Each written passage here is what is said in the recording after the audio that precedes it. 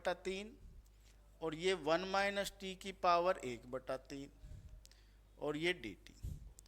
तो ये जो रिलेशन आपका बन गया इंटीग्रेशन का, ये एक तरह से बीटा फंक्शन का इंटीग्रेशन बन गया। हम जानते हैं वी नो डैट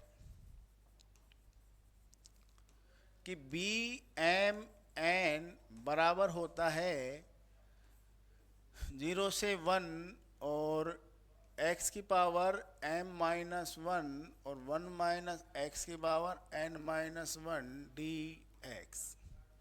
चाहे x में हो वेरिएबल, चाहे t में हो फंक्शन, किसी में भी हो, t वेरिएबल में हो चाहे x वेरिएबल में हो, आप अप्लाई कर सकते हैं। तो इसको आप देखेंगे तो यहाँ से इसको ऐसा लिखेंगे m-1 हो जाए, है ना। तो इसको फाइंड आउट करते हैं कि यहाँ पर m का मान क्या होगा, कंपेयर करते हैं दोनों को। तो एक तरीके से देखें तो m-1 बराबर माइनस का 1/3 है। तो m बराबर हो गया 1 माइनस 1/3,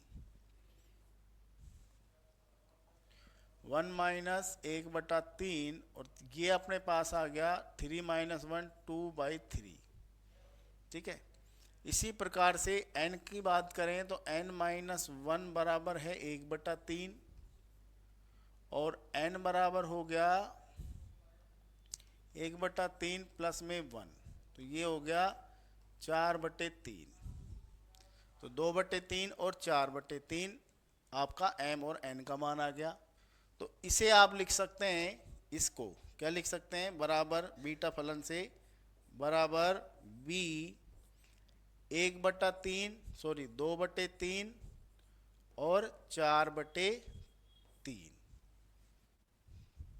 ठीक है। बीटा फंक्शन में जैसे इसको लिख सकते हैं बीटा एम एन, तो यहाँ एम और एन के मान आपने निकाल ली, ये एम का मान ये एन का मान, तो इसको अपन लिख सकते हैं 2/3 और 4/3। देख लें यहाँ तक।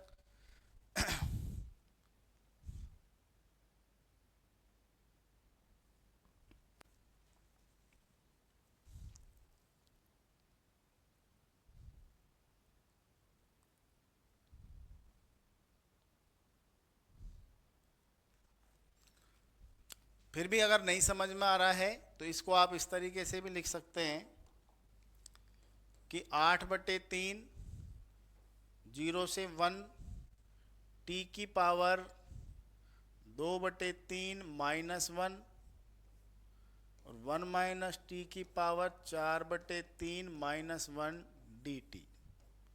तो 2/3 -1 -1/3 हो जाएगा, 4/3 -1 1/3 होगा। और यहाँ m और n का मान आप इस तरीके लिख सकते हैं कि b 2/3 और 4/3। अब इसको गामा फंक्शन में जब खोलते हैं तो अपन जानते हैं कि बी एम एन बराबर होता है गामा एन बटे गामा एम प्लस में एन। तो यहाँ देखें बीटा 2/3 और 4/3 बराबर 8/3, तो ये है ही, इसको अच्छा 8/3 और लगा दें इसमें 8/3।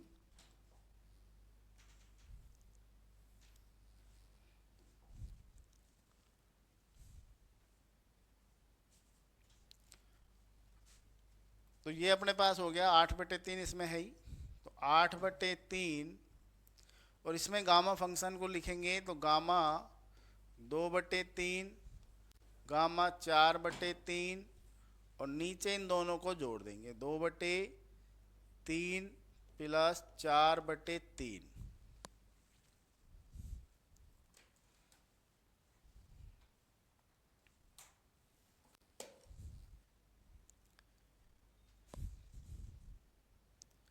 दो बटे तीन प्लस 4/3। नेक्स्ट 8/3 और ऊपर तो 2/3 ये है ही, ये 4/3 है और नीचे इनको जब ऐड करेंगे तो ये होंगे 6/3, यानी कि ये अपने पास आ गया 2। ठीक है, 2/3 4/3 और 2।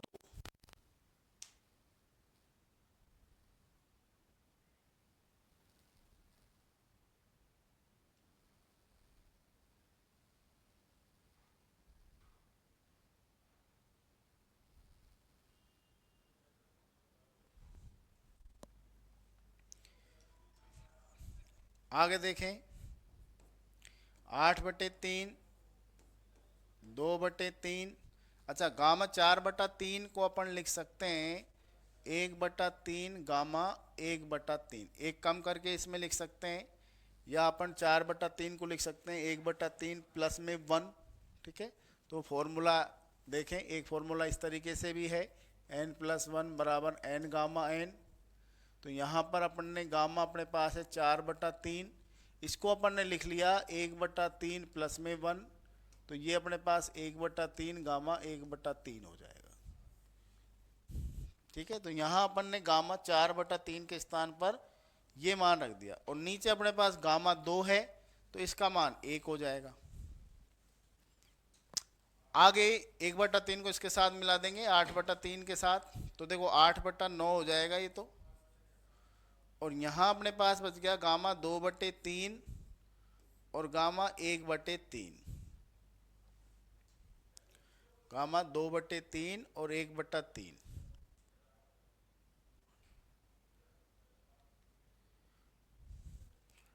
और इसका अपन ने फॉर्मूला बनाने के लिए एक सूत्र और मैंने आपको लिखाया था कल, उससे इसको देखते हैं कि एक फॉर्मूला ये भी लिखाया था, गामा 1 - n बराबर π/sin n पाई। अगर इस n के स्थान पर मैं 2/3 रखता हूं तो ये आपके पास बन जाएगा। ठीक है, इसका मान अपन निकालते हैं, तो यहां आप इस तरीके से ले सकते हैं कि 8/9, और ये अपने पास आ गया 2/3 और 1 - 2/3। ठीक है, तो यहां पर ये फॉर्मूला अप्लाई कर सकते हैं अपन। तो इसके स्थान पर मैं ये वाला मान रख दूंगा, यानी कि यहां पर इसके स्थान पर आ गया 8/9 साइन पाई साइन n पाई, π/sin n पाई। n का मान कितना है 2/3, 2/3 पाई, 2/3 पाई, साइन 2/3 पाई। अच्छा, साइन 2/3 पाई का मान निकालेंगे,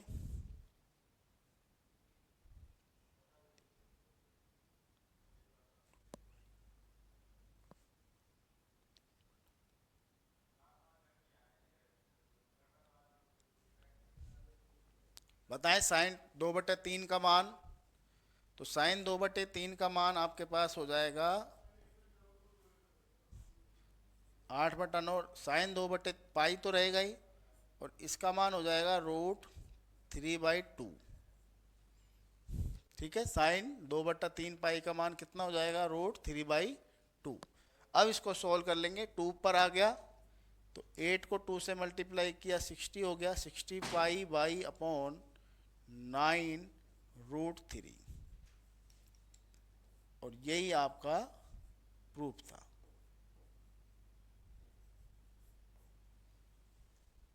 तो इस तरीके से पूरा सवाल आपको करना है, स्टेप बाय स्टेप सवाल को करना है।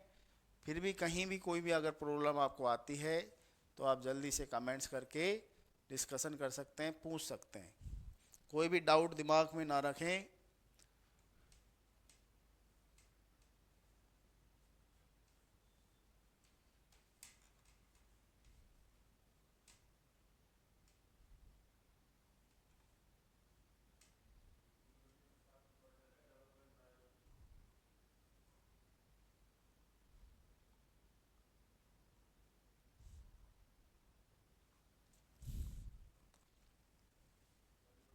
ठीक है, ओके, सवाल नोट कर लें। सवाल बड़ा है लेकिन बिल्कुल सरल है, स्टेप बाय स्टेप आपको समझना है, कहीं किसी प्रकार की गलती नहीं करनी है, बिल्कुल सिंपल चीज़ें हैं, नई चीज़ें हैं पर कैलकुलेशन पर आधारित हैं, फॉर्मूला बेस्ड हैं।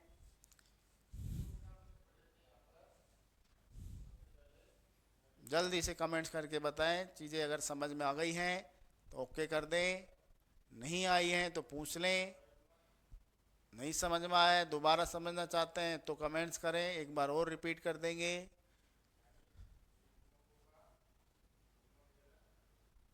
जल्दी से जल्दी करें।